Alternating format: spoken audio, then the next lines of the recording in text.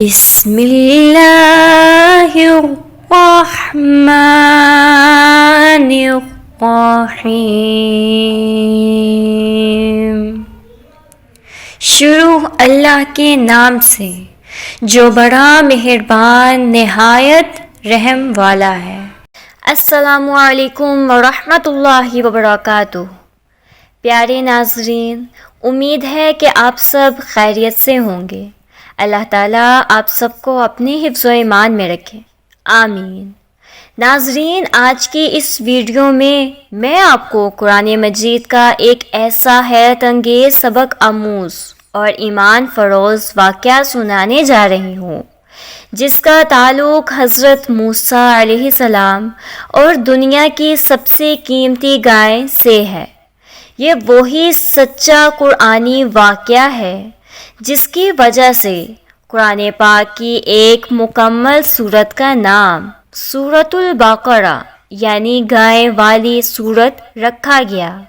ناظرین، یہ کہانی صرف ایک واقعہ نہیں بلکہ اس میں ہمارے لیے ماں باپ کی فرما برداری، اللہ پر کامل یقین، صبر، ایمانت اور اللہ کے حکم پر بحث سے بچنے جیسے بے شمار سبق موجود ہیں۔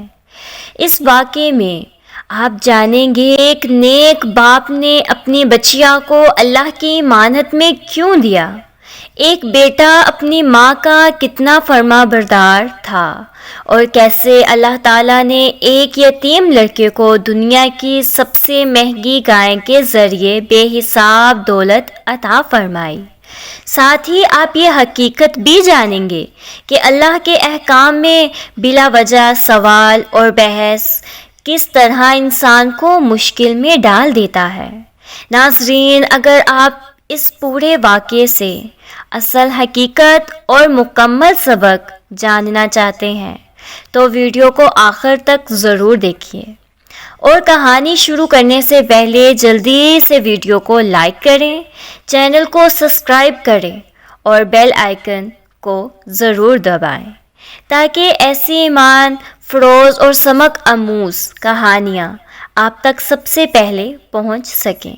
تو آئیے ناظرین، بغیر وقت ضائع کیے شروع کرتے ہیں دنیا کی سب سے قیمتی گائے کی حیرت انگیز قرآنی کہانی۔ دنیا کی سب سے قیمتی گائے، یہ بہت ہی اہم اور نہایت ہی شاندار قرآنی واقعہ ہے، اور اسی واقعہ کی وجہ سے قرآن مجید میں اس سورت کا نام سورۃ البقرہ گائے والی سورہ رکھا گیا ہے۔ اس کا واقعہ یہ ہے کہ نبی اسرائیل میں ایک بہت ہی نیک اور صالح بزرگ اور ان کا ہی بچہ تھا جو نابالغ تھا، اور اس کے پاس فقط ایک گائے کی بچیا تھی۔ ان بزرگ نے اپنی وفات کے قریب اس بچیا کو جنگل میں لے جا کر ایک جھاڑی کے پاس یہ کہہ کر چھوڑ دیا کہ یا اللہ، میں اس بچیا کو اس وقت تک تیرے امانت میں دیتا ہوں کہ میرا بچیا بالغ ہو جائے۔ اس کے بعد ان بزرگ کی وفات ہو گئی اور بچیا چند دنوں میں بڑی ہو کر درمیانی عمر کی ہو گئی، اور بچہ جوان ہو کر اپنی ماں کا بہت ہی فرما بردار اور انتہائی نیکوکار ہوا۔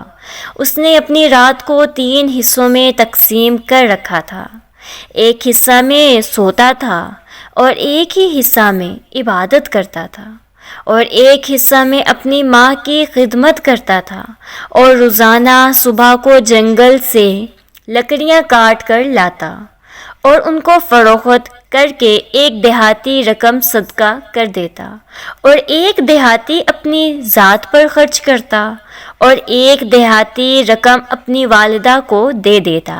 ایک دن لڑکے کی ماں نے کہا کہ میرے پیارے بیٹے، تمہارے باپ نے میراث میں ایک بچیا چھوڑی تھی جس کو انہوں نے فلاں جھاڑی کے پاس جنگل میں خدا کی امانت میں سونپ دیا تھا۔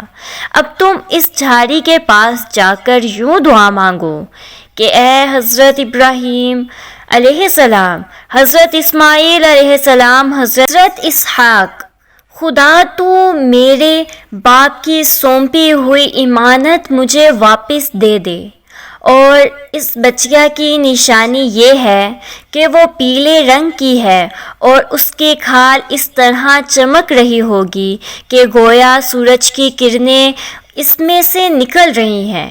یہ سن کر لڑکا جنگل میں اس جھاڑی کے پاس گیا اور دعا مانگی تو فوراً ہی وہ گائے دھوتی ہوئی آ کر اس کے پاس کھڑی ہو گئی، اور یہ اس کو پکڑ کر گھر لایا۔ تو اس کی ماں نے کہا کہ بیٹا تم اس گائے کو لے جا کر بازار میں 3 دینار میں فروخت کر ڈالو، لیکن کسی گاہک کو میرے بغیر مشورہ کے مت دینا۔ ان دنوں بازار میں گائے کی قیمت 3 دینار ہی تھی۔ بازار میں ایک گاہک آیا جو در حقیقت فرشتہ تھا۔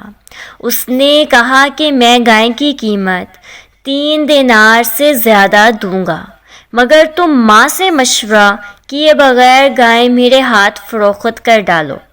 لڑکے نے کہا کہ تم خواہ کتنی بھی زیادہ قیمت دو، مگر میں اپنی ماں سے مشورہ کیے بغیر ہرگز اس گائے کو نہیں بیچوں گا۔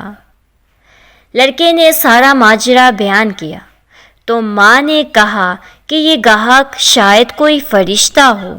اے بیٹا تم اس سے مشورہ کرو کہ ہم اس گائے کو ابھی فروخت کریں یا نہ کریں۔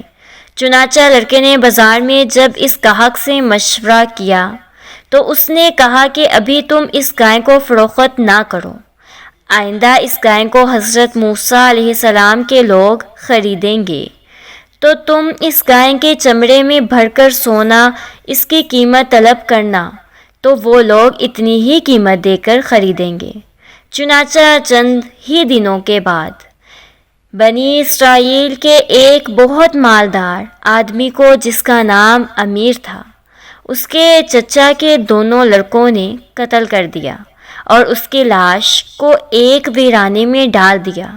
صبح کو قاتل کی تلاش شروع ہوئی، مگر جب کوئی سراغ نہ ملا تو کچھ لوگ حضرت موسیٰ علیہ السلام کی خدمت میں حاضر ہوئے اور قاتل کا پتہ پوچھا تو آپ نے فرمایا کہ تم لوگ ایک گائے ذبح کرو اور اس کے زبان یا دم کی ہڈی سے لاش کو مارو، تو وہ زندہ ہو کر خود ہی اپنے قاتل کا نام بتا دے گا۔ یہ سن کر بنی اسرائیل نے گائے کے رنگ، اس کی عمر وغیرہ کے بارے میں بحث شروع کر دی، اور بالآخر جب وہ اچھی طرح سمجھ گئے کہ فلاں قسم کی گائے چاہیے تو ایسی گائے کی تلاش شروع کر دی، یہاں تک کہ جب یہ لوگ اس لڑکے کی گائے کے پاس پہنچے تو ہو بہو یہ ایسی ہی گائے تھی جس کی ان لوگوں کو ضرورت تھی۔ چنانچہ ان لوگوں نے گائے کو اس کے چمڑے میں بھر کر سونا اس کی قیمت دے کر خریدا اور ذبح کر کے اس کی زبان یا دم کی ہڈی سے مقتول کی لاش کو مارا، تو وہ زندہ ہو کر بول اٹھا کہ میرے قاتل میرے چچا کے دونوں لڑکے ہیں، جنہوں نے میرے مال کی لالچ میں مجھ کو قتل کر دیا ہے۔ یہ بتا کر پھر وہ مر گیا۔ چنانچہ ان دونوں قاتلوں کو قصاص میں قتل کر دیا گیا، اور مرد صالح کا لڑکا جو اپنی ماں کا فرما بردار تھا کثیر دولت سے مال ہو گیا۔ جلالین ساوی وغیرہ اس پورے مضمون کو قرآن مجید کی مقدس آیتوں میں اس طرح بیان فرمایا گیا ہے، اور جب حضرت موسیٰ نے اپنی قوم سے فرمایا کہ خدا تمہیں حکم دیتا ہے کہ ایک گائے ذبح کرو، تو وہ لوگ بولے کہ کیا آپ ہم سے مذاق کرتے ہیں؟ تو آپ نے فرمایا کہ پناہ بخار کہ میں جاہلوں میں سے ہوں۔ تو ان لوگوں نے کہا کہ آپ اپنے رب سے دعا کیجئے کہ وہ ہمیں بتا دیں کہ کیسی گائے ہونی چاہیے۔ تو آپ نے فرمایا کہ اللہ تعالیٰ فرماتا ہے کہ وہ ایسی گائے ہو جو بھری نہ ہو بچیا، بلکہ ان دونوں عمروں کے درمیان ہو، تو تم کرو جس کا تمہیں حکم ہوتا ہے۔ وہ لوگ بولے کہ آپ اپنے رب سے دعا کیجئے۔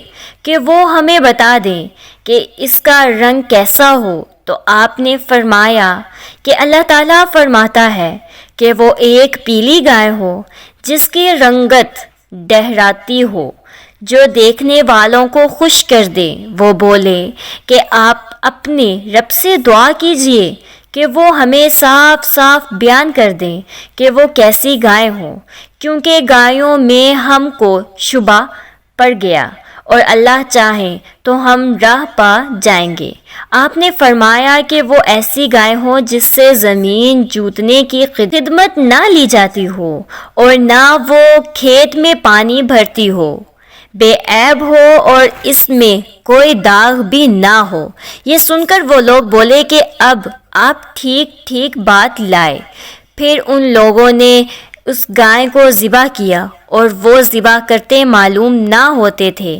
اور اے بنی اسرائیل، جب تم لوگوں نے ایک خون کیا اور ایک دوسرے پر اس کی تہمت ڈالنے لگے، اور اللہ کو ظاہر کر کر دینا تھا جس کو تم چھپاتے تھے، پھر ہم نے ان لوگوں سے فرمایا کہ تم لوگ مقتول کو اس گائے کے ایک ٹکڑے سے مارو، تو وہ زندہ ہو گیا، اور اللہ اسی طرح مردوں کو زندہ فرمائے گا، اور وہ اپنی نشانیاں تم لوگوں کو دکھاتا ہے تاکہ تم لوگ اس بات کو سمجھ لو۔ درست ہدایت۔ اس واقعہ سے بہت سی حیرت انگیز اور نصیحت خیز باتیں اور احکام معلوم ہوئے۔ ان میں سے چند یہ ہیں جو یاد رکھنے کے قابل ہیں۔ خدا کے نیک بندوں کے چھوڑے ہوئے مال میں بڑی خیر و برکت ہوتی ہے۔ دیکھ لو کہ اس مرد صالح نے صرف ایک بچیا چھوڑ کر وفات پائی تھی، مگر اللہ تعالیٰ نے اس میں اتنی برکت عطا فرمائی کہ ان کے وارثوں کو ایک بچیا کے ذریعے بے شمار دولت مل گئی، اور اس مرد صالح نے اولاد پر شفقت کرتے ہوئے بچیا کو اللہ کی امانت میں سونپا تھا۔ تو اس سے معلوم ہوا کہ اولاد پر شفقت رکھنا اور اولاد کے لیے کچھ مال چھوڑ جانا یہ اللہ والوں کا طریقہ ہے۔ ماں باپ کی فرمانبرداری اور خدمت گزاری کرنے والوں کو خداوند قریب سے بے شمار رزق کا سامان عطا فرما دیتا ہے۔ دیکھ لو کہ اس یتیم لڑکے کو ماں کی خدمت اور فرمانبرداری کی بدولت اللہ تعالیٰ نے کس قدر صاحب و مال اور خوشحال بنا دیا۔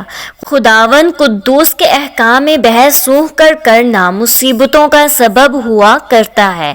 دیکھ لو بنی اسرائیل کو ایک گائے ذبح کرنے کا حکم ہوا تھا، وہ کوئی سی بھی ایک گائے ذبح کر دیتے تو فرض ادا ہو جاتا، مگر ان لوگوں نے جب بحث اور کرید شروع کر دی کہ کیسی گائے ہو، کیسا رنگ ہو، کتنی عمر ہو، تو مصیبت میں پڑ گئے کہ انہیں ایک ایسی گائے ذبح کرنی پڑی جو بالکل نایاب تھی۔ اسی لیے اس کی قیمت اتنی زیادہ ادا کرنی پڑی کہ دنیا میں کسی گائے کی اتنی قیمت نہ ہوئی، نہ آئندہ ہونے کی امید ہے۔ جو اپنا مال اللہ کی امانت میں سونپ دے تو اللہ تعالیٰ اس کی حفاظت فرما دیتا ہے، اس میں بے حساب خیر و برکت عطا فرما دیتا ہے۔ جو اپنے اہل و عیال کو اللہ تعالیٰ کے سپرد فرما دے، اللہ تعالیٰ اس کے اہل و عیال کی ایسی پرورش فرما دیتا ہے کہ جس کو کوئی سوچ بھی نہیں سکتا۔ امیر المؤمنین حضرت علی رضی اللہ تعالیٰ عنہ نے فرمایا کہ جو پیلے رنگ کے چمڑے کا جوتا پہنے گا وہ ہمیشہ خوش رہے گا اور اس کو غم بہت کم ہوگا، کیونکہ اللہ تعالیٰ نے پیلی گائے کے لیے یہ فرمایا کہ وہ دیکھنے والوں کو خوش کر دیتی ہے۔